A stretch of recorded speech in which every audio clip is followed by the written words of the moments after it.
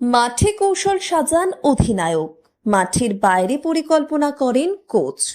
কিন্তু জানেন কি, পুরো খেলাটার নিয়ন্ত্রণ অনেক সময় থাকে একদম অন্য কারো হাতে। হ্যাঁ, ঠিক ধরেছেন, নির্বাচক কমিটি। আর সেই নির্বাচক কমিটির প্রধান অজিত আগরকর এবার খুলে বললেন দলের নির্বাচন প্রক্রিয়ার অন্দরমহল, যেখানে শুধু খেলোয়াড় বাছাই নয়, চলে কঠিন হিসেব, যুক্তি, মতভেদ, এমনকি মানসিক লড়াইও। এনডিটিভি ওয়ার্ল্ড সামিট 2025-এ মুখোমুখি সাক্ষাৎকারে নির্বাচক প্রধান অজিত আগরকর জানালেন, দলের নির্বাচন মানে শুধুমাত্র 15 জনের নাম ঘোষণা করা নয়, এটা এক গভীর চিন্তা ভাবনার প্রক্রিয়া, যেখানে প্রতিটি সিদ্ধান্ত নেওয়ার আগে খুঁটিনাটি বিষয় নিয়ে চলে দীর্ঘ আলোচনা, বিশ্লেষণ, এমনকি বিতর্ক।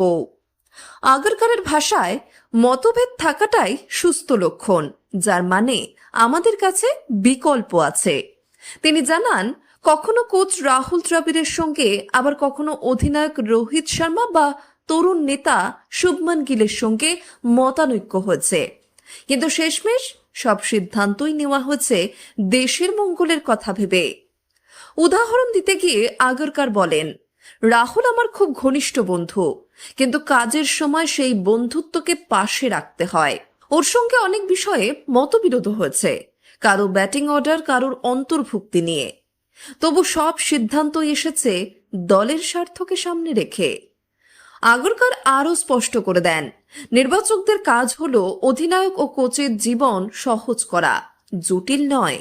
তার কথায়, আমাদের লক্ষ্য সেরা 15 জনকে বেছে দেওয়া, যাতে অধিনায়ক কোচের হাতে সঠিক বিকল্প থাকে। কখনো আমাদের পছন্দ আর ওদের ভাবনা মেলে না, কিন্তু শেষে আমরা সবাই একটাই জিনিস চাই, ভারত যেন জেতে। একই সঙ্গে আগরকর জানান, বাইরের দুনিয়ায় যে নাটকীয়তা তৈরি হয়, যে মিডিয়া কখনো অমুক বাদ পড়লেন কেন, তমুক দলে ঢুকলেন কিভাবে বলে হইচই ফেলে দেয়, বাস্তবে কিন্তু পুরো ব্যাপারটাই অনেক শান্ত, তথ্য নির্ভর ও বাস্তবসম্মত। আগরকরের ভাষায়, প্রতিদিন আমরা নানা report, performance chart, fitness update নিয়ে কাজ করি। দলের নির্বাচন মানে শুধু নাম নয়, তার পিছনে থাকে ঘন্টার পর ঘন্টা বিশ্লেষণ।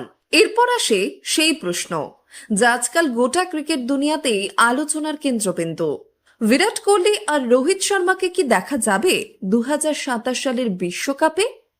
অজিত আগরকর এখানে কোনো জল্পনা নয়, দিলেন একদম বাস্তব উত্তর।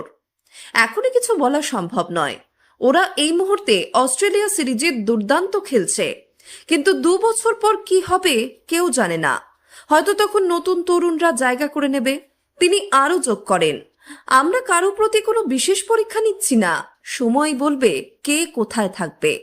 শেষে আগরকরের একটি মন্তব্যই যেন সবকিছুর সারমর্ম, এটা শুধু রানের খেলা নয়, এটা ট্রফি জিতার লড়াই। তাই কেউ 3টে শতরান করলেই যে বিশ্বকাপে জায়গা নিশ্চিত হয়ে যাবে এমনটাও নয়। দল যেভাবে গড়ে উঠছে, আমরা সেই অনুযায়ী সিদ্ধান্ত নেব। অর্থাৎ পরিষ্কার, ভারতীয় দলে জায়গা এখন শুধু নামের জোরে নয়, বরং ফর্ম, ফিটনেস আর দলীয় ভারসাম্যের জোরে। এবং এখানেই আগরকর যুগের নির্বাচন নীতির আসল বদল। আপনাদের মতে 2027 বিশ্বকাপে কোহলি আর রোহিতের জায়গা হওয়া উচিত কি? কমেন্টে জানান আপনাদের মতামত। ভিডিওটি ভালো লাগলে লাইক, শেয়ার আর সাবস্ক্রাইব করুন, কারণ এটাই টিএসপিএন বাংলা, স্পোর্টসের সব খবর এক জায়গায়।